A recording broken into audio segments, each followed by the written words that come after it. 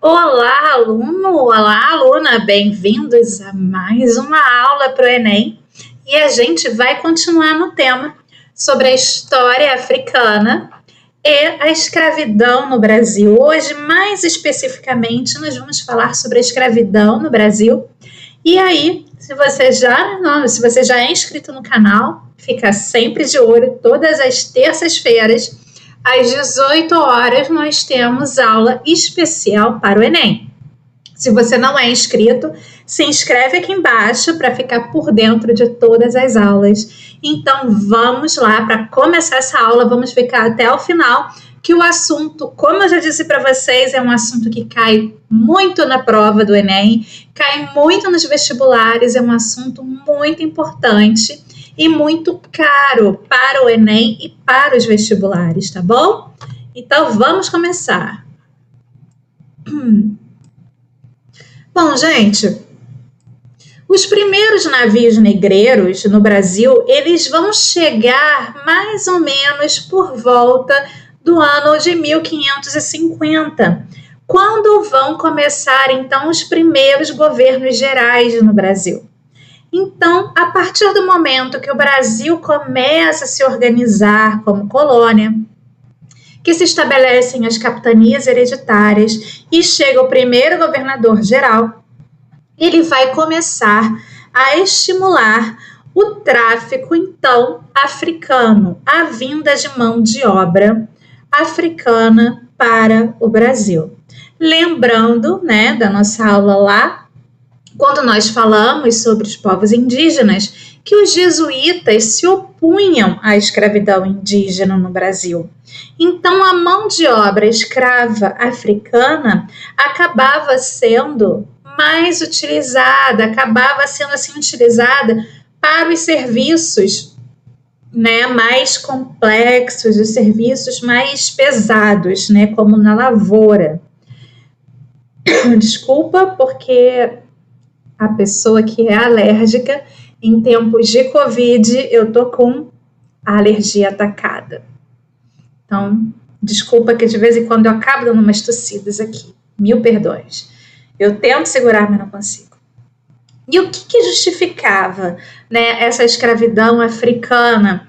E o que justificava a igreja dizer que os indígenas não deveriam ser escravizados? Né? Para a Igreja Católica, os indígenas, eles teriam alma, eram um povo que não tinha relação nenhuma, em nenhum contexto bíblico lá, em nenhuma história relacionada ao passado cristão e muçulmano e etc. Era um novo povo, então era um povo que precisava ser catequizado. Era um rebanho novo que precisava ser trazido para a Igreja Católica. Então, ele não deveria ser escravizado. Já os africanos, eles descendiam de Cã. Quem era Cã? Cã é um dos filhos de Noé, que teria sido expulso, né, da convivência de Noé, depois da tempestade, porque teria visto o pai dormir nu. Mas, enfim, coisas da Bíblia. E por isso ele teria sido amaldiçoado e toda a sua descendência.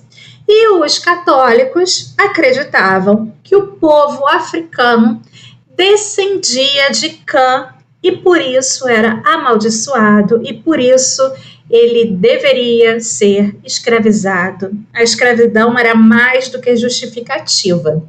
Além disso, grande parte da África já tinha se convertido ao Islã, era muçulmana.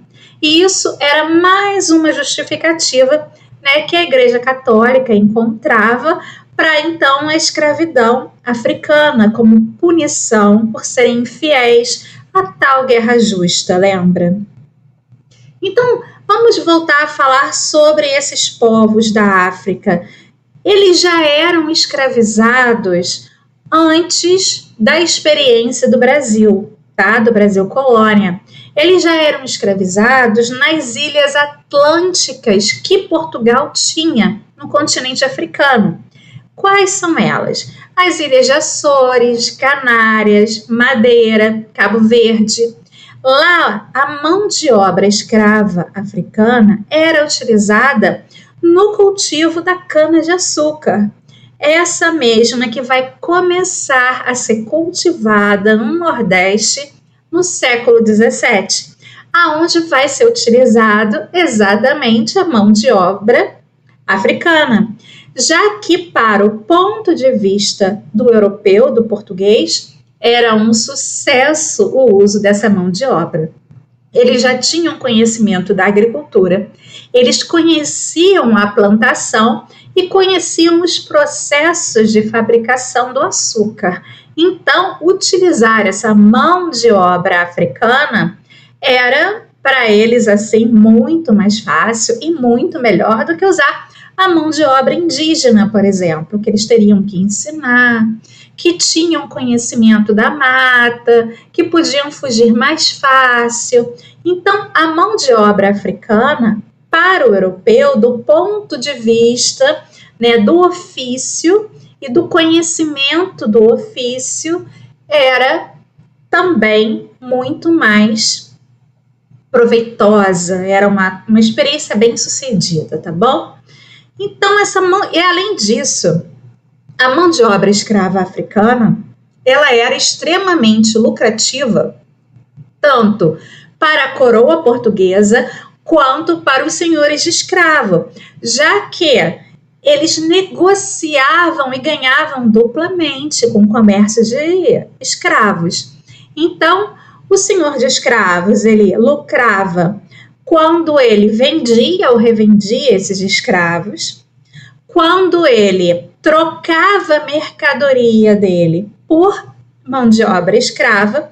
Já os reinos africanos, que ainda existiam naquela época, que eram influenciados e que tinham alianças com os países europeus, lucravam ao trocar escravos que eles faziam, né, nas guerras de conquista de território por produtos manufaturados, e o europeu lucrava duplamente quando ele vendia esses produtos manufaturados e vendia também a mão de obra escrava.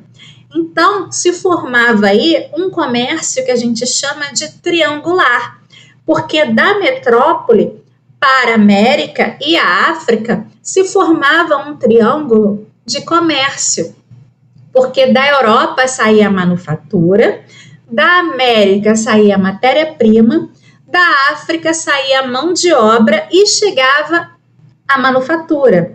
Na América também chegava a manufatura e chegava a mão de obra escrava. Então era extremamente lucrativo para os portugueses e para os senhores de engenho, né? Essa mão de obra africana era bem mais lucrativa que a mão de obra indígena, né? Existiam interesses comerciais. Vamos ver aqui uma imagem aonde a gente tem mais ou menos, a gente consegue visualizar esse triângulo que é feito através desse duplo comércio, né? Então, da Europa sai manufatura para todas essas regiões, e da África chega a manufatura e sai mão de obra escrava que abastece a América. Então, aqui a gente tem exatamente esse triângulo comercial, que era o que favorecia, que era o que interessava na manutenção da mão de obra e do tráfico negreiro para as colônias europeias. E aqui em verde, a gente tem todos os países da Europa que lucravam com essa venda de mão de obra escrava. Inglaterra, Espanha, Portugal, França. Todos esses países tinham benefícios nesse comércio triangular, ok?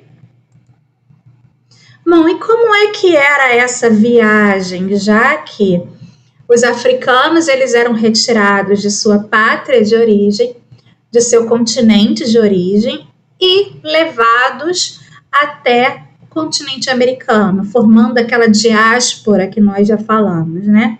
Esse transporte era feito através de navios, que a gente chama de negreiros, também conhecidos como tumbeiros. Eram navios completamente insalubres.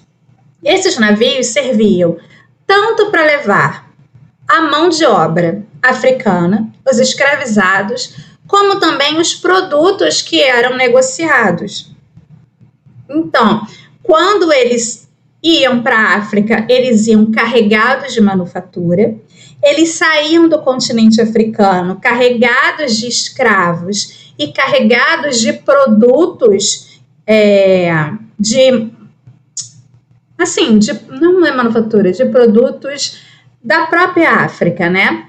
Da produção da própria África, de ouro, de minério, de pedras preciosas, de café, que é um produto africano originalmente. Então, ele saía de lá carregado de matéria-prima, lembrei o nome, matéria-prima africana.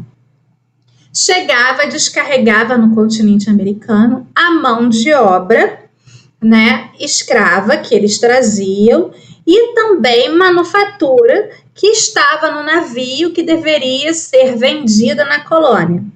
E esse mesmo navio carregava nas colônias a produção, né, a matéria-prima que era produzida naquela colônia e voltava então para o continente europeu, formando assim aquele triângulo que nós vimos.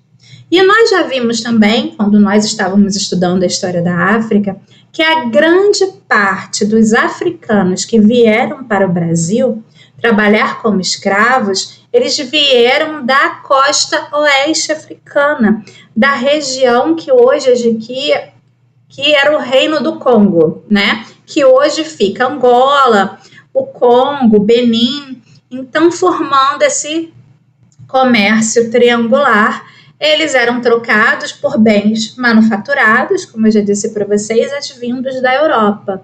Então, algumas tribos, alguns reinos que mantinham um contato de interesse, tinha uma dominação por parte dos europeus. Eles forneciam, então, essa mão de obra escrava. O europeu, ele chegava no continente ali, no continente africano, e ele influenciava, como a gente já viu, ele manipulava ali no continente, fomentando a guerra, influenciando e dominando as regiões, fazendo com que determinados reinos entrassem em guerra com outros para capturar, então, prisioneiros e escravizá-los. E também para adquirir essa matéria-prima, que era de muito interesse, principalmente o ouro e as pedras preciosas, né, do continente africano. Então, era dessa forma que o europeu, que o português, que o inglês, que o francês, que o espanhol, conseguia escravos, conseguia capturados africanos e levá-los até o continente americano.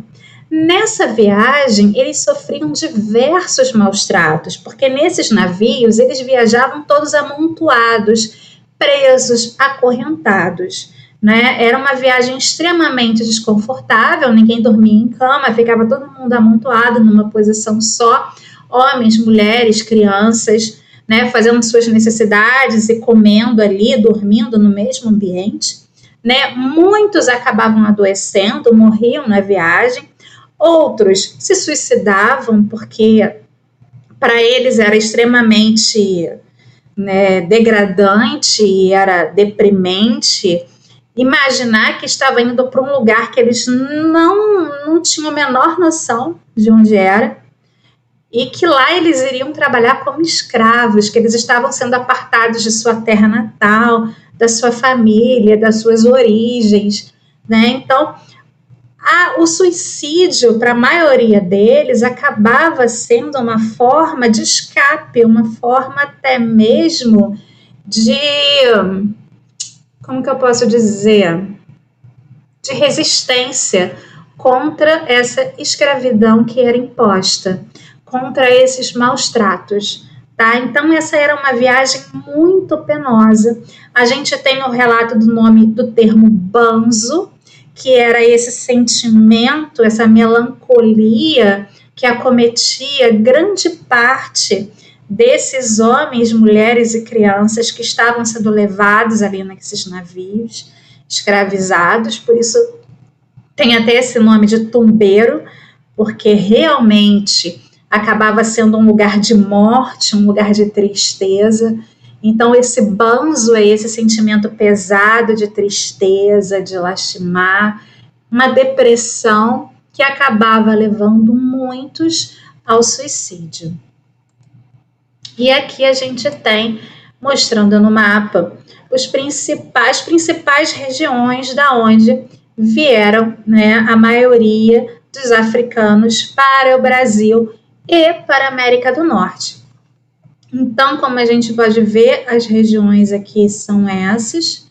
A maioria vinha para o porto do Rio de Janeiro ou de Salvador, né? Principalmente aqui da costa oeste africana.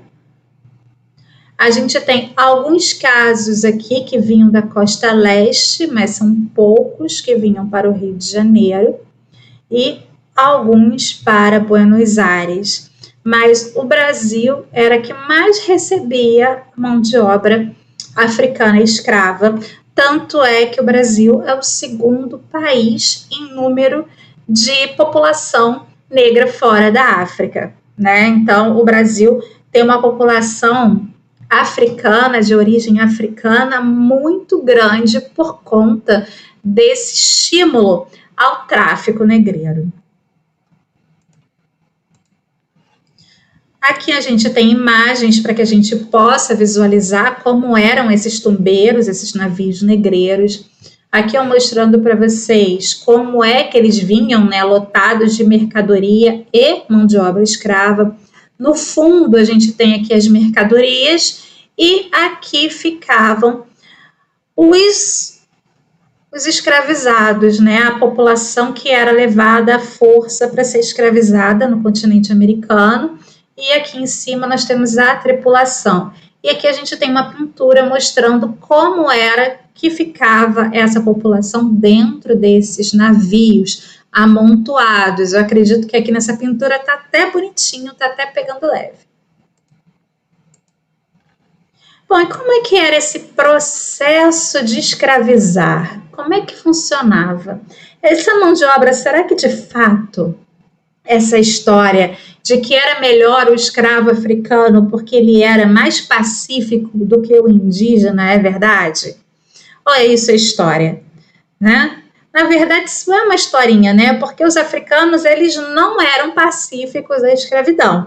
Ninguém nunca no planeta Terra vai ser pacífico a algo dessa maneira. Ninguém leva de boa ser escravizado, óbvio.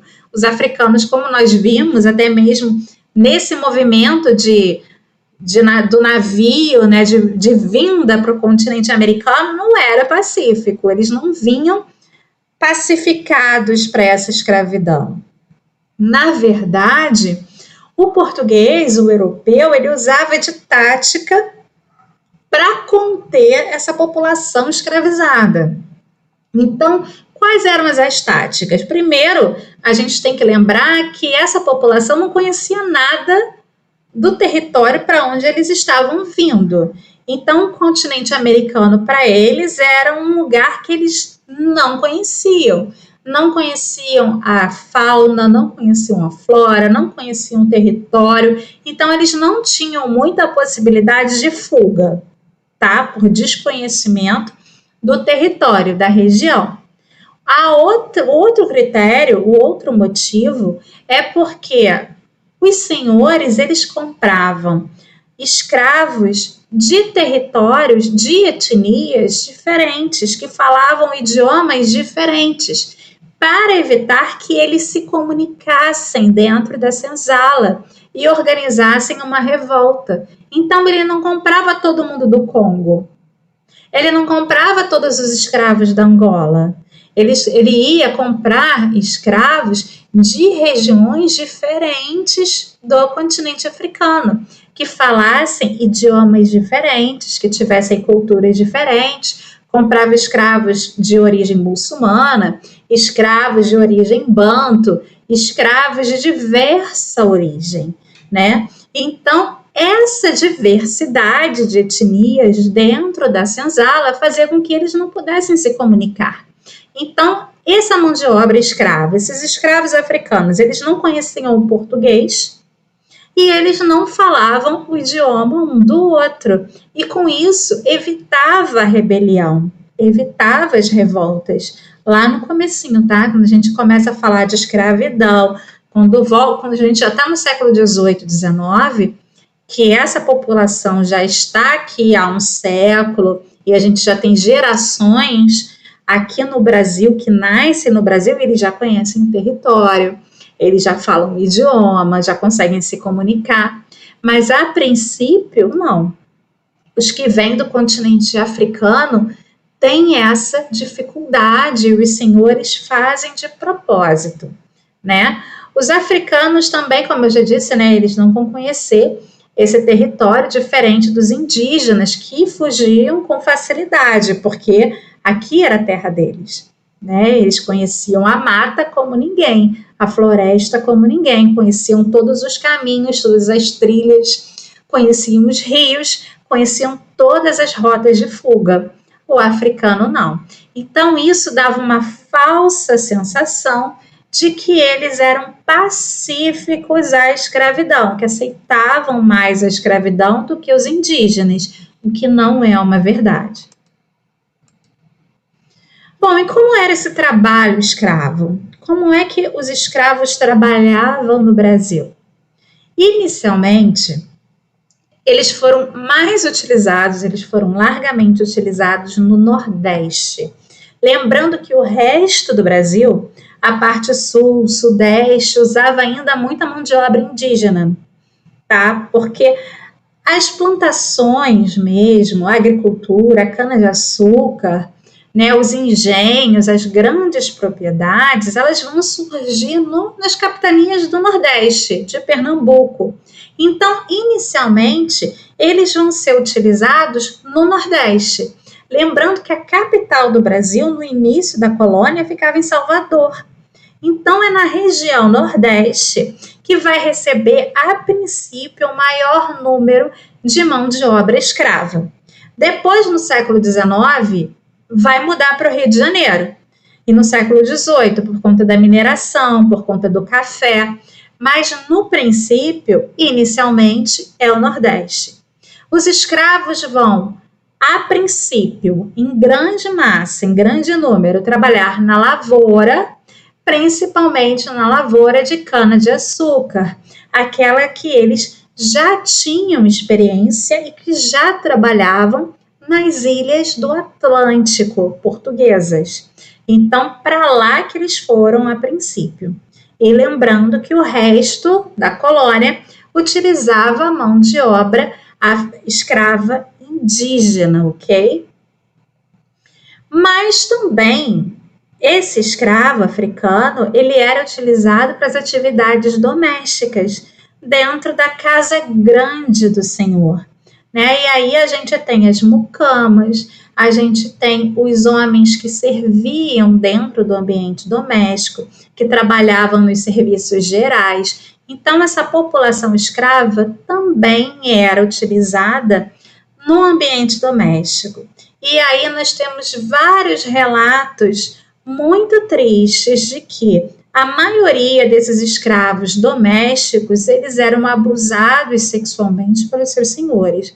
As mucamas e muitos que serviam, e homens que serviam, né, aos seus senhores. E aí, daí vem essa noção cultural extremamente equivocada e racista que até hoje o brasileiro tem de sexualizar muito, né, a população negra, afrodescendente, né, a cultura, né, da cor do pecado, né, é como se existisse da mulata, da mulher no carnaval, né, seminua, negra. Então, vem daí desse mau costume que foi introduzido na colônia, de que desses escravos domésticos acabarem servindo também na cama dos seus senhores. Esses escravos domésticos, além de servirem também a cama dos seus senhores, eles também cuidavam dos filhos do senhor, né? Eram a babá, a ama de leite, eram os que penteavam o cabelo da sinhá, que vestiam a sinhá, ajudavam ela a se vestir, que cuidavam da casa, que cuidavam da comida e faziam todo o trabalho doméstico em silêncio e sem reclamar, né? Ou então eles eram forçados e sofriam castigos físicos que todos nós sabemos, né? Como era a história. E ainda existia o escravo de ganho. Esse escravo de ganho era um escravo que tinha uma habilidade e que essa habilidade ela era explorada pelo seu senhor. Como a gente viu, né, a África era composta de várias etnias, de vários reinos complexos. Então, os africanos, eles não eram crus, eles tinham uma cultura. Então, vieram para cá homens e mulheres que tinham conhecimentos de diversas áreas. Então, a gente vai ter aqui escravos trabalhando na função de barbeiro, na função de vendedores de rua, na função de sapateiros. Então, esses escravos eram chamados escravos de ganho, porque eles eram colocados para trabalhar nessas atividades e o que eles ganhassem ficava para o senhor. Então, o senhor explorava a mão de obra, a habilidade desse escravo. E dava para ele, era costume, então, dar para esse escravo de ganho um trocado, né? Como se fosse uma gorjeta pelo trabalho que ele fazia. Muitos desses escravos de ganho, eles iam juntando essa gorjeta e no final da vida conseguiam comprar a sua alforria, né? Ou o senhor, se fosse um senhor muito bom, um senhor muito legal, ele iria depois no final da vida auxiliar, né, esse escravo e dar então a ele a alforria. Mas isso não é sempre, né, gente? Era um caso ou outro. Mas o escravo de ganho tinha essa liberdade de ganhar normalmente um trocado do seu senhor. Então, muitos comerciantes, né, muitas pessoas que viviam nos centros urbanos adquiriam escravos que tivessem habilidades, que soubessem algum trabalho artesanal e que tivessem algum conhecimento de alguma área para poder explorar e ganhar dinheiro em cima dele. Era o chamado escravo de ganho. Sabe o que a gente tem hoje ainda na Bahia? As vendedoras de acarajé, as mulheres que vendem doces no tabuleiro, são representatividades dessas escravas de ganho, que muitas escravas trabalhavam no comércio ambulante para os seus senhores, né? Ou então lavavam roupa para fora, trabalhavam como lavadeiras e o dinheiro adquirido ia para o senhor, né? Então tinha essa modalidade também. Aqui no Brasil, colônia, infelizmente, né, na cultura brasileira, é muito arraigada por conta da escravidão, por conta da exploração da mão de obra manual, que no Brasil existe uma cultura de que o trabalho manual é pejorativo por conta disso, de que o trabalho é pejorativo. Porque durante muito tempo quem exercia a maioria das atividades no Brasil eram os escravos. Então, essa é uma cultura que ficou ainda muito arraigada na nossa sociedade, e isso é muito triste, tá bom? Outra figura importante que a gente vai ter vai ser o capitão do mato. E aí é uma figura bastante polêmica. O capitão do mato, normalmente, era um negro alforriado, ou muitas vezes até um negro escravizado, que se colocava do lado do sistema contra os seus irmãos de raça e de etnia. Então ele estava ali para punir e para perseguir os seus irmãos, né? No caso de eles tentarem fugir ou eles descumprirem as tarefas que eram colocadas, que eram impostas a eles no serviço do dia a dia. Então, o capitão do mato era aquele feitor, né? Era aquele cara que saía para capturar os seus iguais quando tentavam fugir, né, do sistema, fugir da escravidão, como também era aquele que infligia penas e castigos físicos àqueles que se negassem a fazer determinada atividade, ou se negassem à escravidão, ou se opusessem, né, ou tentassem se rebelar. É uma figura bastante controversa da nossa história. E aqui a gente tem algumas imagens, né, do trabalho escravo. Nós temos o trabalho escravo na lavoura, principalmente aqui a gente tem imagens no trabalho nos engenhos, na lavoura de cana. E nós temos aqui o trabalho doméstico, a figura da mucama, né? A mucama como sendo a cuidadora dos filhos da sinhá, da senhora, porque não era hábito sequer da mulher brasileira cuidar da própria prole. Quem cuidava eram as escravas, eram elas que amamentavam os filhos da senhora, eram elas que ensinavam, que trocavam, que cuidavam das crianças. E também serviam e cuidavam de todo o trabalho doméstico. Aqui a gente tem uma figura que é bastante conhecida, do Debré, que mostra um jantar ou um almoço, uma refeição na casa de alguém da sociedade brasileira, alguém que possuía escravos. E aqui a gente tem a mucama abanando por conta do calor, o escravo que servia a mesa, as crianças, né, filhas dos escravos ali andando pela casa, que conviviam ali no ambiente doméstico. E a senhora aqui alimentando, dando uma comida, um objeto, alguma coisa, um alimento para essa criança. Então a gente tem como era servido, mostrando como era o trabalho doméstico dos escravos no período. E aqui a gente tem os escravos de ganho, principalmente aqueles que faziam venda, né? A gente tem aqui uma fotografia de uma ex-escrava que está aqui vendendo cebolas e seu filho, e uma pintura novamente de Debré, do Rio de Janeiro, mostrando os escravos de ganho trabalhando com venda, né, ambulante na rua, vendendo frutas, vendendo água, como eles eram explorados pelos senhores, fazendo então o serviço de venda, de comércio de rua. E aqui nós temos o capitão do mato, que aqui nós temos um homem negro, normalmente era um negro livre, alforriado, que estava ali nessa função de capturar, de estar ao lado do sistema contra a sua própria etnia e não a favor dos seus irmãos, né? Temos ainda muitos capitães do mato no Brasil até os dias de hoje. É uma figura que persiste na história. E agora nós vamos falar de alforria. O que é a alforria? A alforria é quando é concedido ao escravo a liberdade.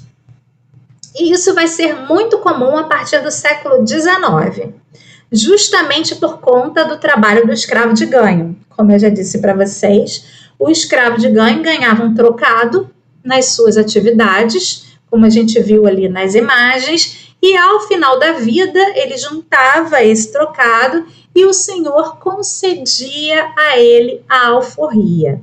Né? Alguns senhores muito legais e muito conscientes, é uma minoria, poderia gratuitamente conceder a alforria a um escravo de confiança, que ele gostasse muito, poderia até deixar em testamento essa alforria a determinado escravo que lhe era de confiança, né? Então isso é algo que vai começar a ser muito mais comum no século XIX no Brasil.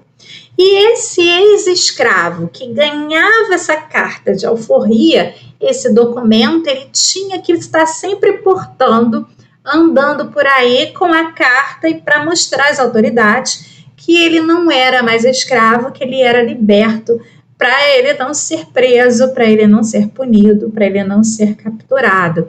Então, esse era um documento que tinha que estar sempre em posse do ex-escravo, mostrando e comprovando que ele era, então, um homem livre, ou uma mulher livre, né? E a senzala? Como era o ambiente que esses escravos viviam, dormiam? Era a senzala. Aonde ficava essa senzala? Normalmente era próximo à casa grande, porque ela tinha que ficar às vistas do Senhor. O Senhor ele tinha que estar sempre vigiando a senzala para evitar a fuga dos escravos. Então, a senzala, ela não ficava longe, apartada da casa grande. Ela ficava próxima, às vistas. O Senhor, ele tinha que estar de olho na senzala, para justamente evitar a fuga de escravos. Os escravos, eles não dormiam livres na senzala, não. Muitas vezes a gente vê novela de época que retrata a escravidão no Brasil e tem cenas da senzala e os escravos estão lá dormindo na esteira, conversam à noite e tal. Mas não, né? Esses escravos, eles dormiam dentro da senzala acorrentados, né? Então era extremamente desconfortável. Eles dormiam em esteira de palha e acorrentados durante toda a noite. E quando de manhã os capatazes, o senhor do mar, enfim, os capatazes e toda a empregagem que trabalhava no controle, né, dessa população escrava ia lá e soltava os escravos para mais um dia de trabalho, debaixo do sol, debaixo de chuva, né, com péssimas condições de alimento, né, maltratados. E isso vai trazer um desgaste muito grande ao corpo da maioria dessa população escrava, que obviamente não tinha uma qualidade de vida boa e não vivia por muito tempo, né? A maioria dos escravos no Brasil tinha como tempo de vida, tempo de mortalidade por volta dos 40 anos. E aos 40 anos eles já estavam bem acabados, tá? Os que conseguiam chegar a essa idade, porque o trabalho era muito difícil, era um trabalho muito pesado, em condições péssimas, né? Sofrendo castigos físicos, sendo mal alimentados, debaixo do sol, debaixo da chuva, né? Vivendo em condições degradantes, como vocês já sabem. Então, muitos escravos não chegavam a envelhecer, né? Eles morriam muito cedo. E como é que começa esse movimento de resistência desses escravos, né? Como é que esses escravos vão começar a organizar a sua resistência contra a escravidão? Porque, como eu disse para vocês, eles não eram pacíficos, né, à escravidão. Existia, então, um movimento de resistência. A partir do momento que essa população, ela conhece o território, que ela já está inserida no contexto Brasil, ela começa a organizar a sua resistência. A gente vai ter aí uma forma diversa e gigantesca de resistência da população africana escravizada no Brasil. A gente tem, a princípio, como a gente falou lá, quando eles vinham nos navios negreiros, a gente tem o suicídio, né? Muitos se suicidavam, era um ato de resistência à escravidão, sim. Né? O aborto, porque muitas mulheres, elas eram utilizadas como reprodutoras, né, de outros escravos, então muitas abortavam ou acabavam gerando filhos de seus senhores, né, em situações de estupro. Então o aborto também era utilizado como uma forma de resistência. O infanticídio também, né, porque essa criança, quando nascia, Ela não era uma criança desejada, porque ela era fruto de uma violência. Então, o infanticídio acabava acontecendo, ou então a mãe não desejava para o filho aquele futuro de escravidão e acabava cometendo num ato de desespero o infanticídio. Existia a organização de escravos, porque depois de um tempo eles passam todos a falar o mesmo idioma, começam a falar o português, a linguagem comum, e conseguem se comunicar, e eles vão conseguir se organizar, sim, organizar, então, a resistência, organizar a fuga, organizar movimentos de revolta contra a escravidão.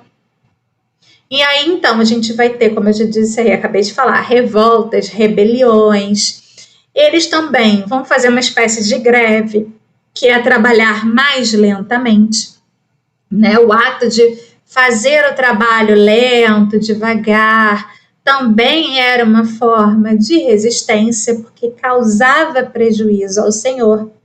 Muitos fingiam doença para trabalhar, né?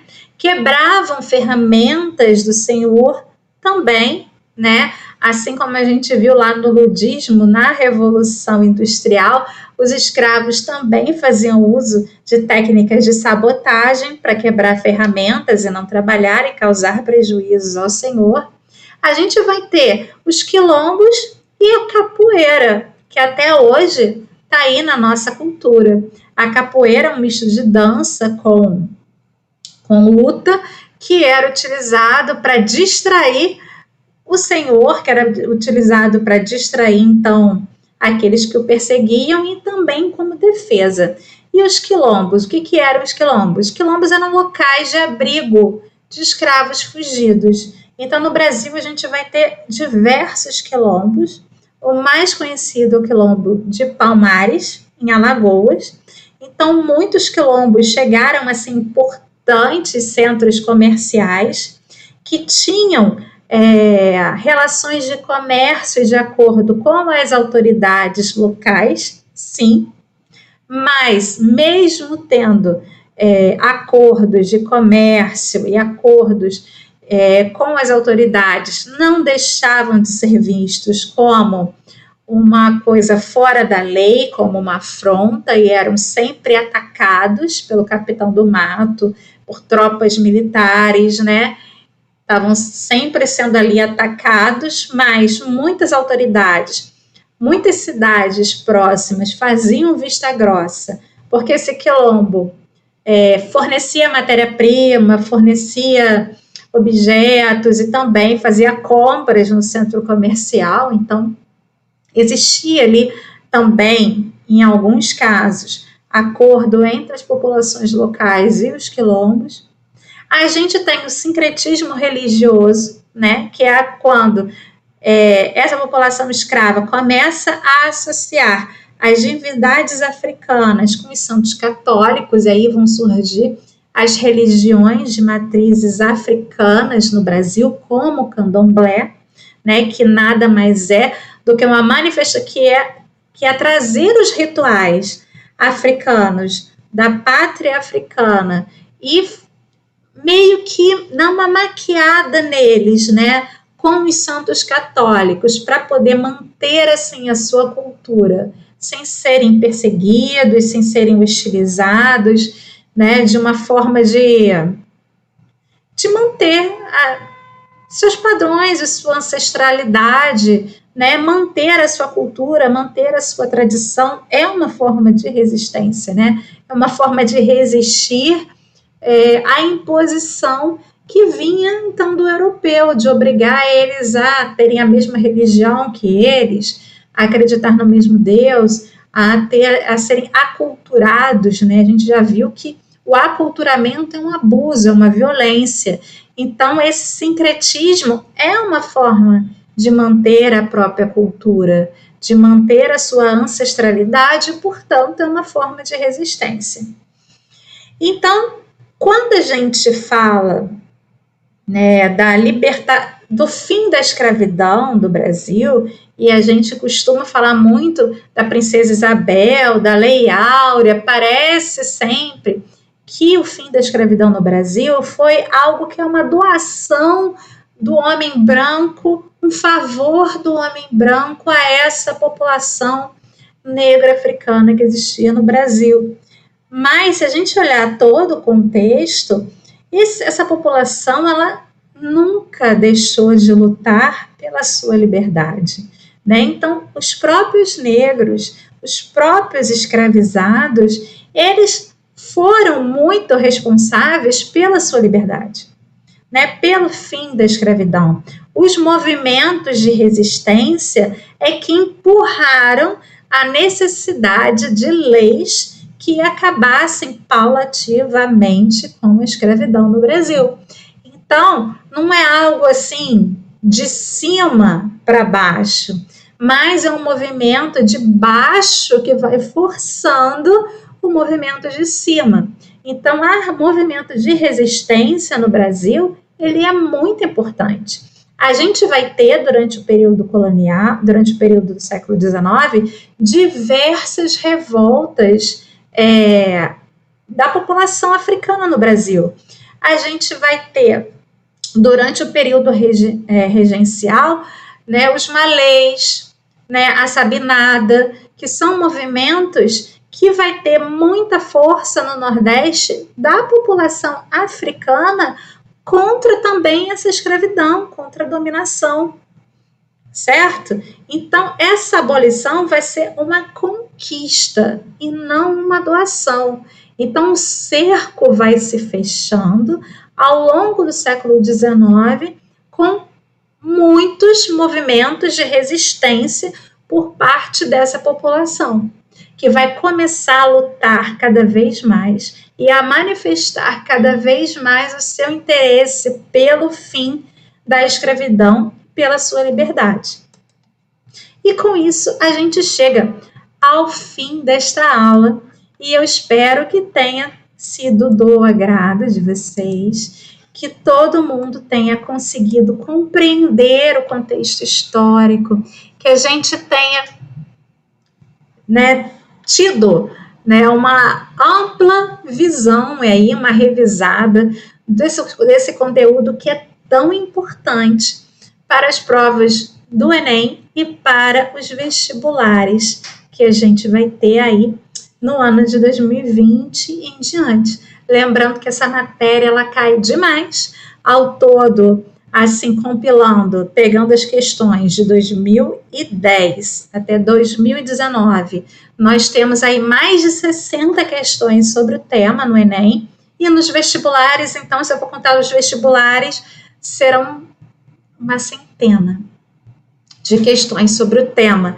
Então, é muito importante que a gente tenha essa reflexão, que a gente saiba muito bem e que esteja por dentro de como foi a escravidão africana no Brasil.